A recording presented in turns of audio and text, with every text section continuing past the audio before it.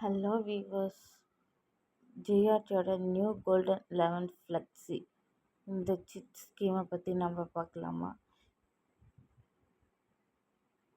இது எந்த மாதிரியான ஸ்கீம்னா, நாம் கட்டுற அமௌண்ட்டை 2 விதமாக ஆட் பண்ணிப்பாங்க. நம்ம கட்டுற அமௌண்ட்டை கிராமாவும் ஆட் பண்ணிகிட்டு வருவாங்க, நம்ம கட்டுற அமௌண்ட்டாகவும் ஆட் பண்ணிப்பாங்க. இப்போ நீங்கள் ஒரு 10,000 கட்டுறீங்கன்னா, அந்த 10,000 அந்த கோல்டு ரேட் எவ்வளவோ அந்த கோல்டு ரேட்டுக்கு கிராமாக வர வச்சுப்பாங்க. நீங்கள் 10,000 கட்டினீங்கன்னா 10,000 வர வச்சுப்பாங்க. இது 11 மந்த் கம்ப்ளீட் ஆன பிறகு நமக்கு எது பெனிஃபிட் அதிகமோ அந்த டைமில் கோல்டு ரேட் கம்மியாக இருந்து நம்ம கட்டுற அமௌண்ட் அதிகமாக இருந்து நம்ம அதை வாங்கலாம் அப்படின்னு தோணுச்சுன்னா கூட அப்படியும் வாங்கிக்கலாம். இல்லை கோல்டு ரேட் அந்த டைமில் ஏறி இருக்கு, நாம் கோல்டாக வர வச்சது கரெக்டாக இருக்கும் அப்படின்னு நினச்சோம்னா அதையும் நம்ம செலக்ட் பண்ணிக்கலாம். ஸோ இது நம்ம கட்டுற அமௌண்ட்டாகவும் வர வச்சுப்பாங்க, கிராமாகவும் வர வச்சுப்பாங்க. இதோட பெனிஃபிட் என்னன்னா, கோல்டு ஜுவல்லரியோ டைமண்டோ சில்வர் ஆர்டிக்கலோ எதுவாக இருந்தாலும் 18%ல் 50% டிஸ்கவுண்ட், 18% வேஸ்டேஜில் 50% டிஸ்கவுண்ட்டு பார்த்துக்கோங்க. அது எப்படின்னா, நீங்கள் ஒரு ஜுவல்லரி எடுக்கிறீங்க, அது 18% வேஸ்டேஜுக்குள்ளே இருந்தாவோ இல்லை 18% இருந்தாவோ 50% தான் கட்டுறீங்க. சப்போஸ் இப்போ 18 இருக்குதுன்னா 9% தான் கட்டுவீங்க. இல்லை 10 இருக்குதுன்னா நீங்கள் 5% தான் வேஸ்டேஜ் கட்டுவீங்க. இதுவே ஒரு 20% இருக்குதுன்னா நீங்கள் 9% கட்டணும், ப்ளஸ் அந்த எக்ஸ்ட்ரா இருக்கிற 18%க்கு மேலே இருக்கிற அந்த 2% நீங்கள் தான் சேர்த்து கட்டணும். சரியா?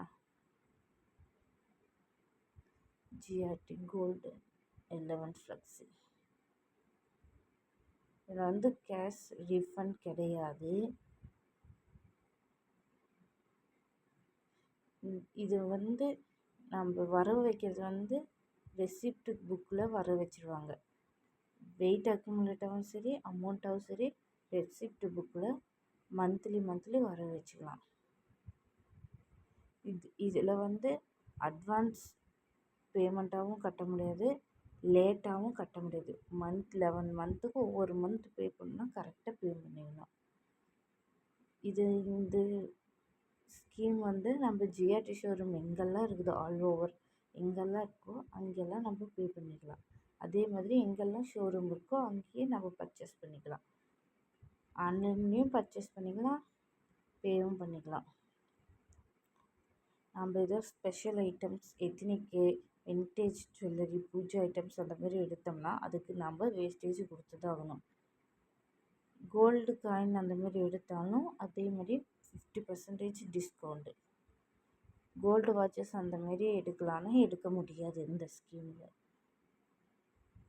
இதில் நம்ம ஃபஸ்ட்டு எவ்வளோ அமௌண்ட் கட்டுறோம், 10,000 11 மந்த் கம்ப்ளீட் ஆகிற வரைக்கும் 10,000 தான் பே பண்ணணும்.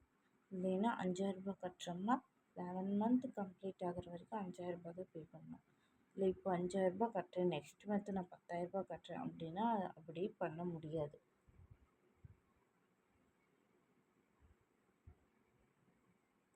நம்ம எப்படி வேணால் பே பண்ணிக்கலாம். ஒரு ஷாப்புக்கு போய் நம்ம ரெசிப்டில் வர வச்சு கூட நம்ம பே பண்ணிக்கலாம். இல்லையா, கிரெடிட் கார்டு, டெபிட் கார்டு அந்த மாதிரி கூட நம்ம வீட்டிலேருந்தே ஆன்லைன் மூலயமா பே பண்ணிக்கலாம். இப்போ நம்ம இது கட்ட முடியல, ஏதோ சுச்சுவேஷன் நம்மளால் இதை கண்டினியூ பண்ண முடியல, பாதியிலே டிஸ்கண்டினியூ பண்ணுறோம்னா 6th மந்த்துக்குள்ளே இல்லைன்னா 6th மந்த் வரைக்கும் 6th மந்தில் நம்ம டிஸ்கண்டினியூ பண்ணோம்னா ஒரு பெனிஃபிட்டும் இல்லை, டிஸ்கவுண்ட்டு வேஸ்டேஜ் அந்த மாதிரி எதுவும் இல்லை. அதாவது நம்ம எப்போ டிஸ்கண்டினியூ பண்ணாலும் இல்லைன்னா லாஸ்ட் மந்த்தே கம்ப்ளீட் ஆனாலே ஜுவல்லரி மட்டும்தான் எடுக்க முடியும், ரீஃபண்ட் கிடையாது. ஓகே, இப்போ நம்ம 7th ஆர் 8th மந்தில் டிஸ்கண்டினியூ பண்ணுறோம் அப்படின்னா up to 18% வேஸ்டேஜில் 30% discount. 7th month 8th மந்தில் டிஸ்கண்டினியூ பண்ணால் 18% வேஸ்டேஜில் 30% டிஸ்கவுண்ட்டு. அப்புறம் மீதி பேலன்ஸ் 70% நம்ம கட்டுற மாதிரி இருக்கும். அதே 9th மந்தில் டிஸ்கண்டினியூ பண்ணுறோம்னா 18% வேஸ்டேஜில் 40% டிஸ்கவுண்ட். நம்ம 60% பே பண்ணுற மாதிரி இருக்கும் வேஸ்டேஜுக்கு.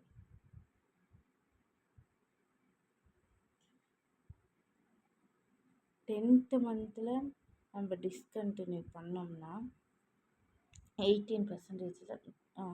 10th 11th அதுக்கப்புறம் 10th மந்த் பண்ணோம்னா 18%, 50% டிஸ்கவுண்ட்டு. 50% வேஸ்டேஜ் கட்டி தான் ஆகணும். அதேமாதிரி இது எது எடுத்தாலும் நாம் ஜிஎஸ்டி நாம் தான் பே பண்ணணும். தெளிவாக புரிஞ்சதா இந்த ஸ்கீமை பற்றி நீங்கள் என்ன சொல்கிறீங்க? தெளிவாக புரிஞ்சுதா? நான் நெக்ஸ்ட்டு லலிதா ஜுவல்லரியோட சிட் ஸ்கீமை பற்றி போடுறேன்.